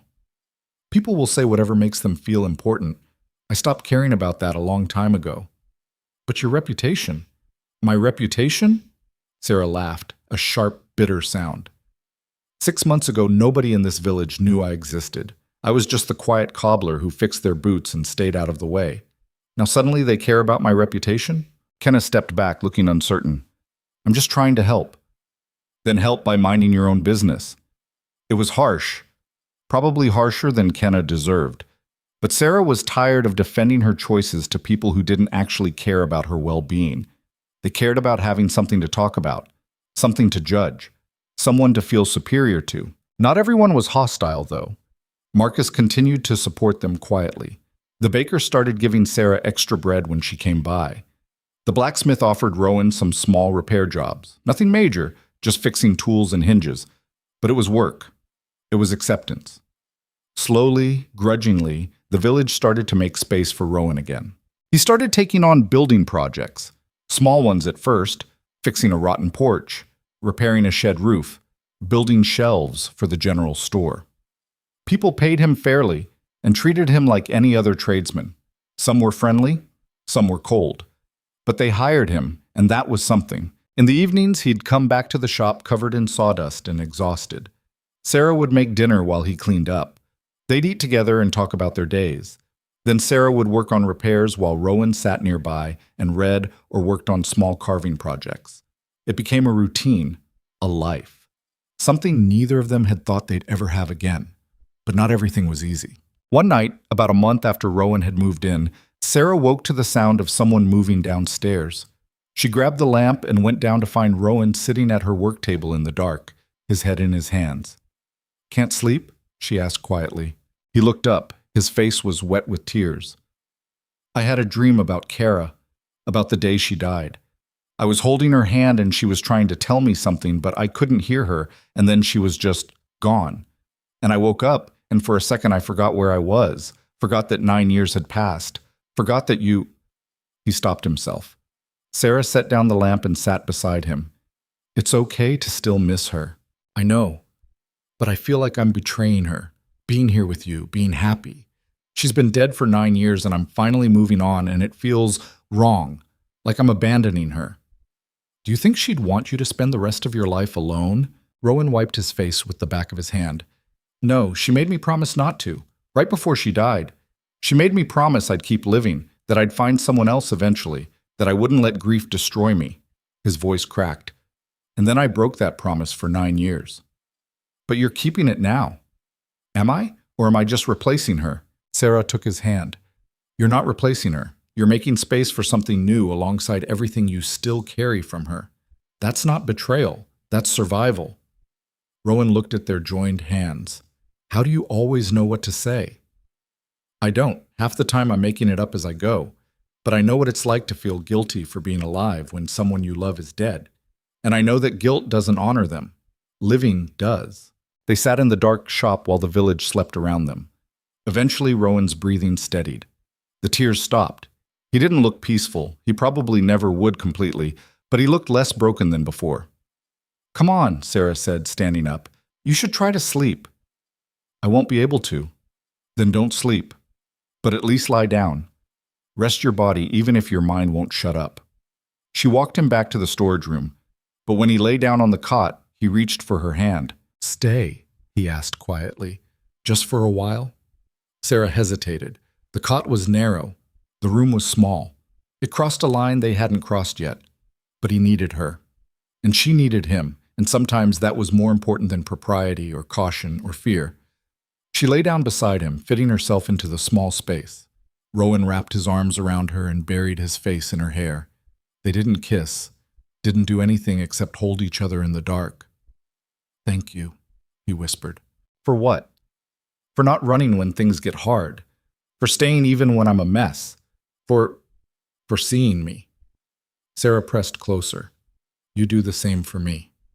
Do I? You see me when I'm sharp and defensive and pushing people away, and you stay anyway. Nobody's ever done that before. They fell asleep tangled together on a cot meant for one person in a storage room that smelled like leather and oil. It wasn't comfortable. It wasn't perfect. But it was theirs. Winter started to ease its grip on the valley. The days grew longer. The snow began to melt, revealing the brown earth underneath. The air warmed just enough that you could breathe without your lungs aching. Spring was coming, and with it, change. The village council called a meeting. Everyone was invited. Villagers, merchants, anyone who wanted to attend. Marcus told them it wasn't specifically about Rowan, but they both knew it was. You don't have to go, Sarah said the night before. Yes, I do. If I want to really live here, I can't hide from this. What if they tell you to leave? Then I'll figure out what comes next. But at least I'll know where I stand. The meeting was held in the community hall, a large, drafty building that smelled like old wood and generations of gathered people. By the time Sarah and Rowan arrived, it was already crowded. People stood along the walls, sat on benches, filled every available space. They all went quiet when Rowan walked in. He stood straight, shoulders back, meeting people's eyes instead of looking at the floor. Sarah stayed close beside him, a united front. The village elder, a woman named Iris who'd held the position for 20 years, called the meeting to order. We're here to discuss the future of our community, she said. Her voice was firm but not unkind. Specifically, whether Rowan Vey has a place in it. Murmurs rippled through the crowd. 9 years ago, Rowan left us after a tragedy, Iris continued. He's been living in the forest ever since. Recently, he started spending time in the village again, living here, working here. And some people have concerns about that. A man in the back stood up. Sarah recognized him, Darren, who owned the inn. My concern is safety. We don't know what happened to Cara Vey. We don't know why Rowan disappeared. How can we trust him around our families? Rowan's jaw tightened, but he didn't speak. Marcus stood up. Cara died of an illness. There was an investigation at the time. Nothing suspicious was found. Rowan left because he was grieving. That's not a crime. But disappearing for 9 years, a woman called out, that's not normal. Neither is watching your wife die slowly over 6 months, Marcus shot back. People grieve in different ways. Rowan chose isolation. That doesn't make him dangerous. How do we know that? Darren demanded. He's been gone so long, people change. Isolation does things to a person. Iris raised her hand for silence. Then she turned to Rowan. Do you want to speak for yourself? Rowan hesitated. Sarah squeezed his hand, a small gesture of support that didn't go unnoticed by the crowd. He stepped forward. I know what you think of me. I know the stories you tell. Some of them are probably true. I did disappear. I did spend 9 years alone in the forest. I did let grief turn me into someone I barely recognized. His voice was rough but steady. But I'm not that person anymore. Or maybe I am, but I'm trying to be better. I've started taking work again, building things, helping where I can. I'm not asking for forgiveness or understanding or anything except a chance to prove I can be part of this community again. Why now? Someone asked. Why come back after all this time? Rowan looked at Sarah. Because someone reminded me what it felt like to be alive. And once I remembered, I couldn't go back to just surviving. The crowd stirred, whispers spreading like ripples on water. Iris studied Rowan for a long moment. What do you want from this village? A place to live, work to do, a chance to be more than the ghost everyone's afraid of. Rowan's hands clenched at his sides. I can't change the past 9 years. I can't bring Cara back. I can't undo the grief or the isolation or the mistakes I made, but I can try to do better going forward. If you'll let me. Silence filled the hall, heavy and expectant. Then Marcus stood up again. I move that we allow Rowan Vey to remain in the village as a full member of the community. Seconded, the baker said from the other side of the room. Iris nodded. All in favor? Hands went up. Not all of them, not even most of them, but enough. More than Sarah had expected. Opposed? More hands. Darren's among them. Kenna's. Others Sarah didn't know well. Iris counted carefully. Then she looked at Rowan. The motion passes. You're welcome to stay, Rowan Vey. But understand this. You're on probation in the eyes of many here. You'll need to earn their trust. That won't happen overnight." "I understand," Rowan said quietly. "Good. This meeting is adjourned." The crowd dispersed slowly. Some people came up to shake Rowan's hand. Others left quickly, avoiding eye contact. Darren gave Rowan a long, hard look before walking out. When most people had gone, Marcus approached them. "That went better than I expected." "Did it?" Rowan asked. "Half the village still thinks I'm dangerous." "Half the village doesn't know you. Give them time. Show them who you are now." Outside the hall, the night was clear and cold. Spring might be coming, but winter wasn't done yet. Rowan and Sarah walked back to the shop in silence. When they got inside, Rowan sat down heavily at the work table. "I thought it would feel different," he said, "getting permission to stay. I thought I'd feel relieved, happy, something." "What do you feel?" "Tired. Like I've been fighting uphill for so long, and I finally got to the top and realized there's just another hill beyond it." Sarah sat beside him. "That's life. One hill after another, but at least now you're not climbing them alone." Rowan looked at her, really looked at her, the way he had that first day when he came to pick up his repaired boots. Like she was the only thing in the world that made sense. "I love you," he said. The words hung in the air between them, simple, honest, terrifying. Sarah felt her heart stutter. "You don't have to say that just because. I'm not saying it because of anything except it's true. I love you, I'm in love with you, and I need you to know that before anything else happens."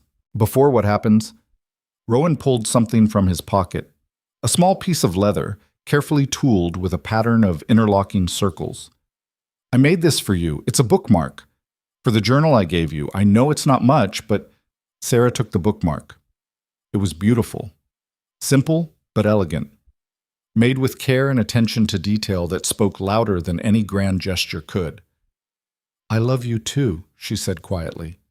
Rowan's breath caught. "You do?" "Yes. I fought it for weeks because it scared me. Because I didn't think I could survive loving someone and losing them again. But I love you anyway, even though it's terrifying. Even though it might break me if something goes wrong. I love you." They came together in the middle of the shop, kissing with an urgency that had nothing to do with passion and everything to do with need. The need to be close, to be known, to be loved despite all the broken pieces and jagged edges and wounds that hadn't fully healed. When they finally broke apart, both of them were crying. "We're a mess," Rowan said, laughing through tears. "We really are. But we're a mess together." "Yeah, we are." They held each other in the quiet shop while the village slept around them, and spring inched closer with every passing day. The next morning, Rowan woke Sarah before dawn. "Come with me," he said. "I want to show you something." They walked through the sleeping village and into the forest. The trees were still bare, but there were signs of life returning. Buds on branches. Birds calling. The smell of earth instead of just snow and ice. Rowan led her to his cabin. Sarah had never seen it before. It was smaller than she'd imagined, more run down. But Rowan had clearly been working on it. The roof was repaired, the walls reinforced, the area around it cleared of debris. "This is where I lived for 9 years," he said, standing in front of it. "This is where I came to hide from the world." "It's not what I expected." "What did you expect?" "Something darker, more isolated. This is just sad, like a place someone goes to give up." That's exactly what it was. Rowan picked up an axe that was leaning against the wall. "I want to tear it down." Sarah looked at him sharply. "What?" "I don't need it anymore. I don't want to come back here. I don't want to preserve it like some monument to my grief. I want to tear it down and let the forest take it back." "Are you sure?" "I've never been more sure of anything." He held out the axe. "Will you help me?" Sarah took the axe. It was heavier than she expected. "Where do we start?" They worked through the morning, taking apart the cabin piece by piece. It was hard work, physical and exhausting, but it felt right. Like they were dismantling the past to make room for the future. By midday, the cabin was nothing but a pile of wood and stone. Rowan stood looking at it, breathing hard, covered in sweat and dirt. "How do you feel?" Sarah asked. "Lighter, like I've been carrying this place around with me and I finally get to set it down." They walked back to the village together as the sun climbed higher. The forest was waking up around them, life returning after a long, brutal winter. In the shop, Sarah made lunch while Rowan cleaned up. They ate together in comfortable silence. Then Rowan pulled out a piece of paper and started sketching. "What are you drawing?" Sarah asked. "An idea. For a workshop. Somewhere I can do proper carpentry work instead of small repairs. Maybe attached to your shop. Or nearby. Somewhere we can—" He stopped himself. "Somewhere we can work together." Sarah looked at the sketch. It was rough but clear. A space for building, for creating, for making things that lasted. "We'd need to get approval from the council," she said. I know, and it'll cost money we don't have yet, and there'll be a dozen obstacles and setbacks and problems. Rowan set down his pencil. "But I want to build something, with you, for us. Something that says we're not running anymore." Sarah traced the lines of his sketch with her finger. "Then let's do it. Let's build something." They started planning that afternoon, calculating costs, figuring out logistics, making lists of materials and tools they'd need.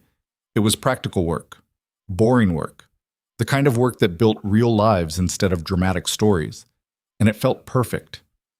Spring came in earnest a few weeks later. The snow melted completely. Flowers started pushing through the mud. The valley transformed from frozen and gray to alive and green.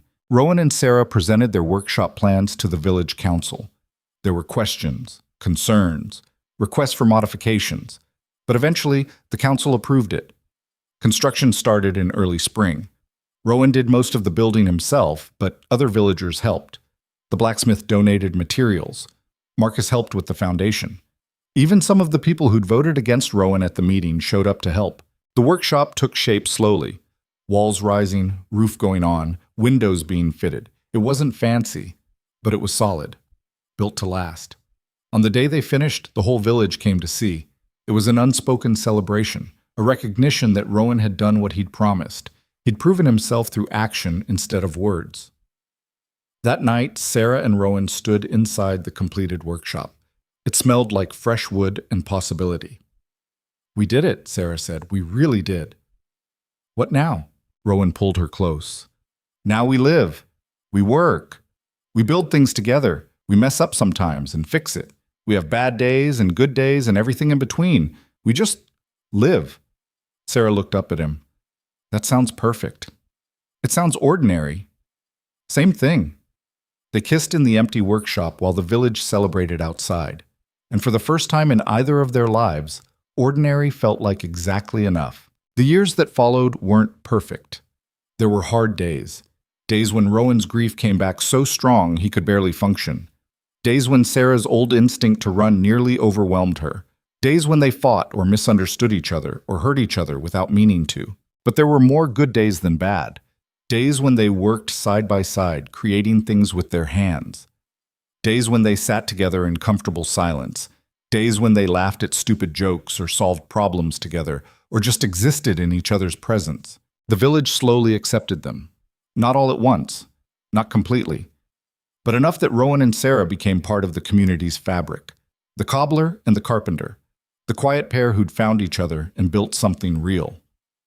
Marcus lived to see his niece's widower happy again. He died peacefully in his sleep 3 years after the workshop was built, and Rowan cried at his funeral. Not from grief alone, but from gratitude for the old man who'd never given up on him. Sarah never fully stopped missing her sister, but she learned to carry that loss alongside her love for Rowan. The heart was big enough for both, for all of it, for grief and joy and everything in between. Rowan kept Kara's letters. He read them sometimes, usually on the anniversary of her death. And Sarah would sit with him while he read, holding his hand, reminding him that loving someone who was gone didn't mean he couldn't love someone who was here. They never got married. It didn't seem necessary. They were already committed in every way that mattered, but they built a life together that was stronger than any ceremony could make it. And on cold winter nights, when the snow fell and the wind howled and the world outside seemed hostile and dark, they'd sit by the fire in the shop where they'd first found each other. Sarah would work on repairs. Rowan would carve patterns into wood, and the silence between them would feel warm and full and safe. Because some things didn't need language. Some connections ran deeper than words. Some broken pieces fit together in ways that made them stronger than they'd ever been whole. And sometimes, the best way to heal wasn't to fix what was broken. It was to build something new alongside it. Something that honored the past while making space for the future. Something that said, I was broken. I survived. And I'm still here, still trying, still choosing to live. That was the story of Rowan Vey and Sarah. Not a fairy tale, not a perfect romance, just two damaged people who found each other in the dark and decided that together was better than alone. And in the end, that was enough. More than enough. It was everything.